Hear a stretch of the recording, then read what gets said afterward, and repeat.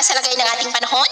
Ngayong umaga po ng April 8, 2025. Sa ngayon po ay mayroong isang high pressure area na nasa south of Japan na magpapahila pa sa mahinang daloy ng hanging amihan o yung tinatawag po natin na northeasterly surface wind flow. Kaya asahan natin na mas mainit na ang panahon, lalo na po dito sa Northern Luzon na apektado ng northeasterly surface wind flow hanggang po sa mga susunod na araw. Easterlies na po ang dominanteng hangin na umiihip ngayon dito sa ating bansa. Ito po ay mainit na hangin na mula sa Pacific Ocean, ngunit ito rin ang dahilan ng pagkakabuo ng mga localized thunderstorm na siya pong dahilan ng mga pagulan, lalo na po sa dakong hapon, gabi at madaling araw.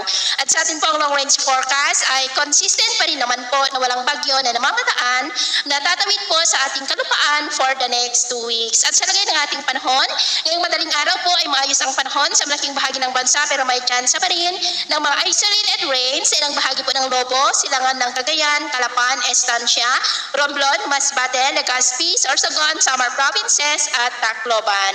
At mamaya po ay sisikat pa rin ang araw sa malaking bahagi ng ating bansa pero may tsansa pa rin ng cloudy skies with isolated rains sa ilang bahagi ng Cagayan, lalo na po dyan sa may Santa Ana, Lobo, southern part ng Quezon, Calapan, Romblon, Legazpi, Sorsogon, Samar Provinces, Tacloban, Estancia, and nearby areas. At mamayang hapon, mas maraming lugar ulit ang makakaranas ng cloudy skies with isolated rains, lalo na po dyan sa may Mindanao, Visayas, ilang bahagi ng Mimaropa, ilang bahagi ng Bicol Region, at ilang bahagi lamang ng Northern Luzon.